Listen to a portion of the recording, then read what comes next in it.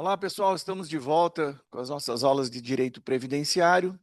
Nosso último assunto foi carência e agora nós vamos trabalhar alguns conceitos que são essenciais, que são necessários para que depois nós possamos entender todos os benefícios que a Previdência Social fornece aos seus segurados e dependentes.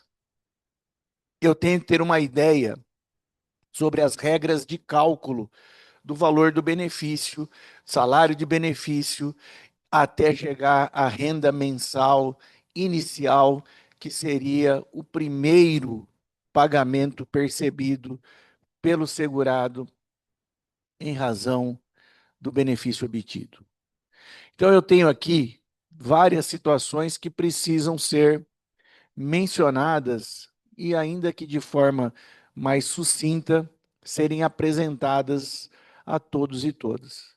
Salário de contribuição, período base de cálculo, PBC, salário de benefício, SB, fator previdenciário para algumas hipóteses, especialmente regras de transição, né? E também a RMI, a renda mensal inicial. Vamos começar com o salário de contribuição. Qual é o nosso primeiro parâmetro em relação ao salário de contribuição? Ele é a base de incidência das contribuições previdenciárias, ou seja, é sobre esse salário de contribuição que será imposta uma determinada alíquota, dependendo da minha qualidade como segurado, e desta multiplicação, salário de contribuição vezes a alíquota respectiva, eu tenho o valor que deve ser recolhido aos cofres previdenciários. Então, percebam que o salário de contribuição, levando o exemplo mais clássico, que é o do empregado, o salário de contribuição de um empregado é a sua remuneração. É a totalidade da sua remuneração. Seja em uma ou mais empresas.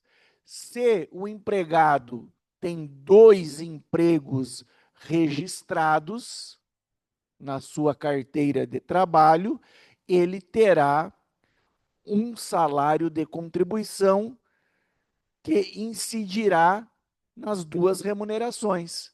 Ele contribuirá nos 2 empregos, por meio da somatória aí do salário de contribuição.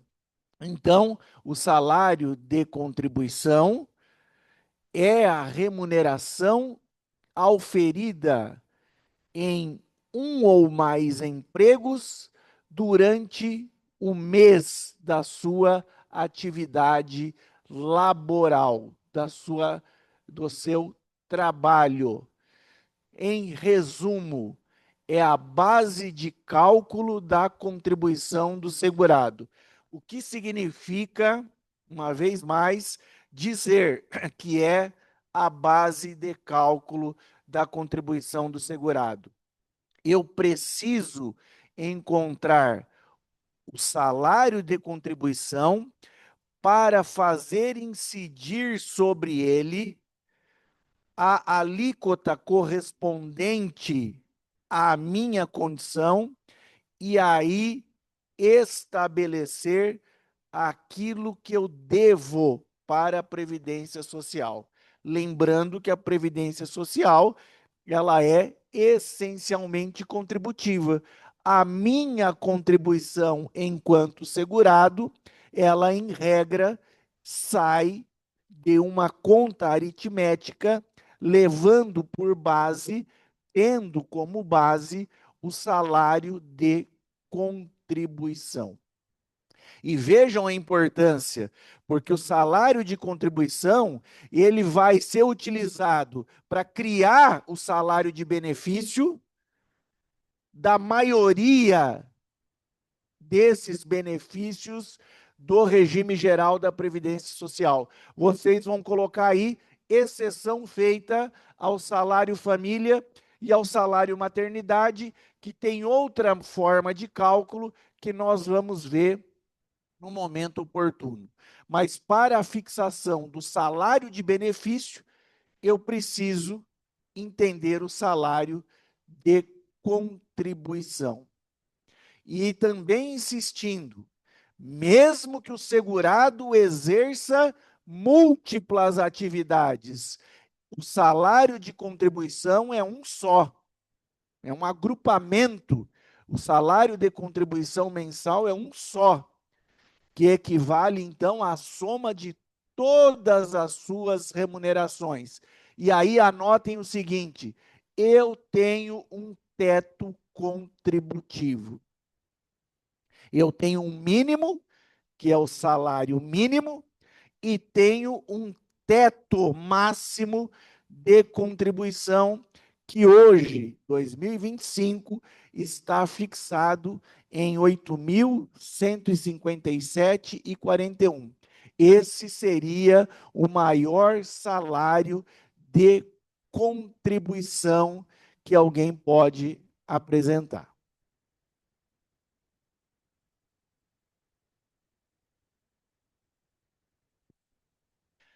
Voltando ao exemplo mais tradicional, que é o do empregado, nós precisamos entender como funciona a questão da remuneração. Percebam, por favor, remuneração tem um sentido mais amplo do que salário. Cuidado com isso. Remuneração tem um sentido, tem um alcance, tem uma abrangência maior do que a ideia de salário. De modo que o salário é uma das peças que compõem a remuneração. Eu tenho partes fixas, eu tenho partes variáveis e eu tenho vantagens que são inseridas e que a somatória de todas elas me mostra qual é a remuneração daquele empregado. E a partir do momento que eu tenho a remuneração do empregado, eu encontrei o salário de contribuição. Sobre o salário de contribuição, eu aplico a alíquota correspondente e consigo chegar ao valor contributivo devido pelo segurado. Muito bem. Neste exemplo, que trata de um empregado, nós podemos, como eu disse, ter partes fixas, partes variáveis e complementos no salário, que tudo isto somado nos leva à ideia da remuneração. Então, imaginem aqui, nós vamos pegar um garçom registrado devidamente num restaurante. Como que é composta a remuneração desse garçom? Minimamente de 3 elementos, né? Porque a remuneração é todo o ganho decorrente do exercício da atividade laborativa. Então, no caso do nosso garçom, vai englobar o salário, as gorjetas e os chamados complementos salariais. Salário, gorjeta e complementos salariais. Disso eu mencionei a vocês, eu tenho um estabelecimento de 3 situações: uma parte fixa, uma parte variável e uma parte de vantagens decorrentes da legislação ou, eventualmente, de normas coletivas estabelecidas pelos respectivos sindicatos. Então, entendam lá. O primeiro elemento de composição da remuneração é o clássico salário. E o salário é a parte fixa. Parte fixa significa dizer que é estável. Evidentemente que esta ideia de estabilidade do salário, ela compreende a possibilidade de que ele sofra reajuste, que ele sofra aumento, mas ele é estável. O valor é recebido fixo mensalmente e diretamente, precisa gravar isso para poder diferenciar da gorjeta, recebido diretamente do empregador. O salário é a retribuição pelo serviço laboral prestado. É a venda da força de trabalho.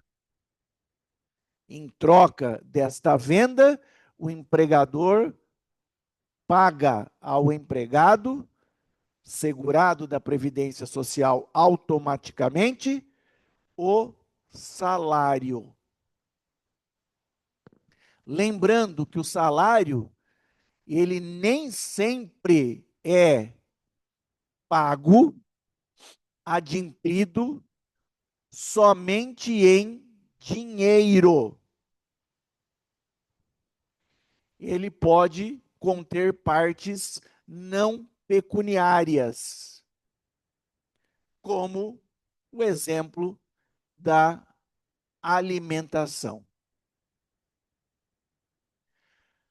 No nosso garçom, há a possibilidade de receber a gorjeta, que nós estamos acostumados aí, aquela ideia mínima do 10% sobre o valor gasto no restaurante, por exemplo. A gorjeta é variável. O valor dela é flexível, é mutável, ela depende de fatores externos. O salário, ele é percebido independentemente do movimento que o restaurante tenha durante o mês. O restaurante pode ser um fracasso, mas pela presença diária do garçom no estabelecimento, ao final do mês ele receberá o seu salário, tendo em vista que é a parte fixa e paga diretamente pelo empregador como retribuição pelo serviço laboral prestado. Agora, a gorjeta depende, claro, de um bom atendimento feito por esse garçom, mas depende necessariamente da quantidade de consumidores que estarão presentes no restaurante. Quanto mais consumidores, maior a gorjeta. Quanto menos consumidores, evidentemente, mais diminuto será o valor por ela recebido. Por isso que eu tenho essa variabilidade, né, essa mutabilidade do valor da gorjeta. Mas, além de considerá-la como parte variável, todos e todas devem lembrar o seguinte: No caso da gorjeta, o pagamento não é feito pelo empregador, ele é feito por terceiros. Quem são esses terceiros?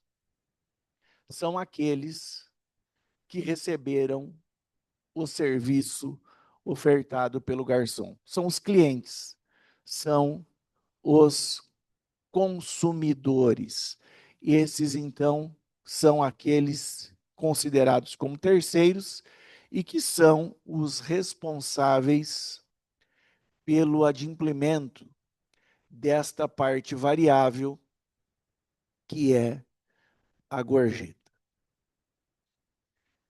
Depois, na sequência, nós temos os chamados complementos salariais. Então, percebam que a remuneração ela vai sendo formada pela somatória do salário, pela somatória da gorjeta e pela somatória dos complementos salariais. E os complementos salariais são justamente vantagens para o trabalhador. Podem ser vantagens decorrentes de suas reivindicações, como eu disse, podem essas vantagens nascerem de acordos coletivos entre sindicatos da categoria, com sindicatos patronais, com o empregador, como também essas vantagens, e mais comumente, estão estabelecidas em lei. E aqui os dois exemplos clássicos: férias e 13º.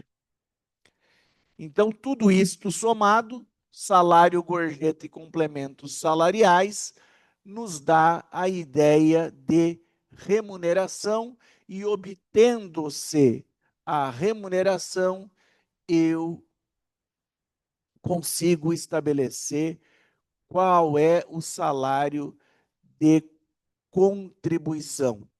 Salário de contribuição que vocês vão ver que vai ser decisivo para a realização dos cálculos contributivos e também depois, numa somatória de situações, no estabelecimento do valor do benefício em si.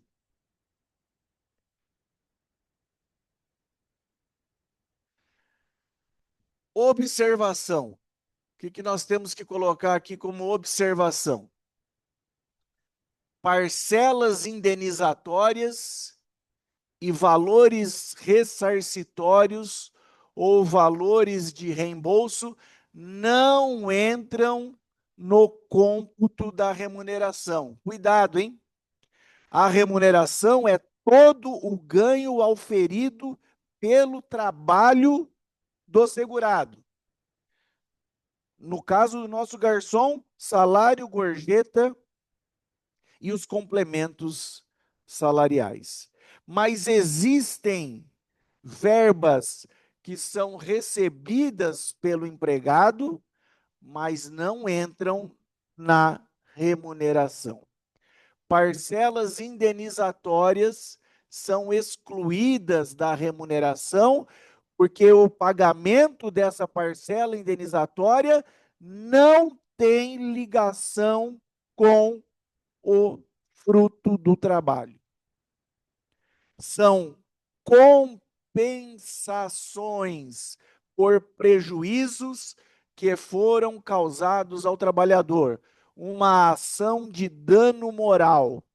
O percebimento da indenização por dano moral, evidentemente, não entra no cômputo de remuneração, bem como o acréscimo de 40% sobre o FGTS, quando eu tenho a dispensa sem justa causa. Esse acréscimo de 40% não é remuneração, é indenização, de modo que não entra no cálculo, no cômputo da remuneração. O mesmo se diz dos chamados valores ressarcitórios, de ressarcimento, no sentido aqui de reembolso. Então vejam aqui a ideia da doutrina. Reembolso de pagamento que o funcionário antecipou para executar a atividade de interesse do seu empregador. E vem a doutrina e coloca o exemplo, acompanhem.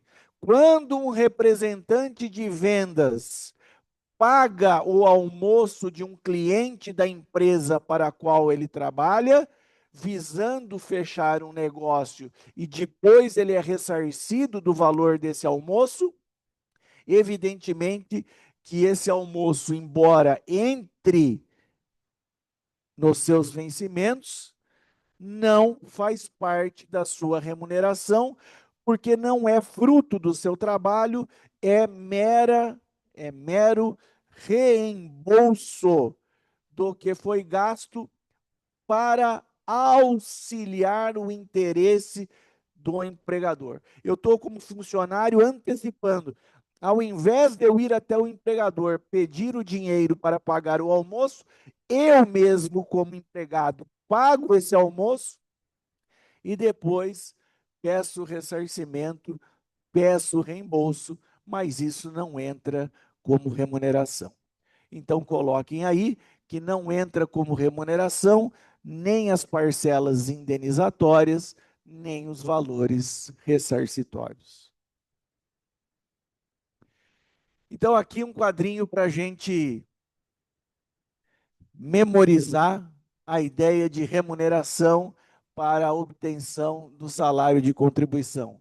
A remuneração pode ser composta de partes fixas e variáveis e de benefícios trazidos por acordos coletivos ou pela legislação.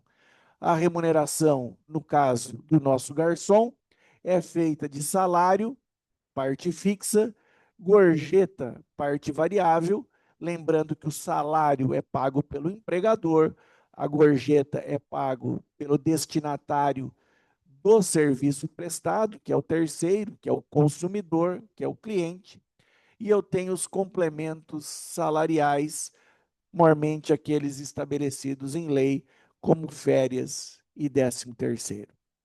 Muito bem, ficamos por aqui. Até a próxima. Obrigado.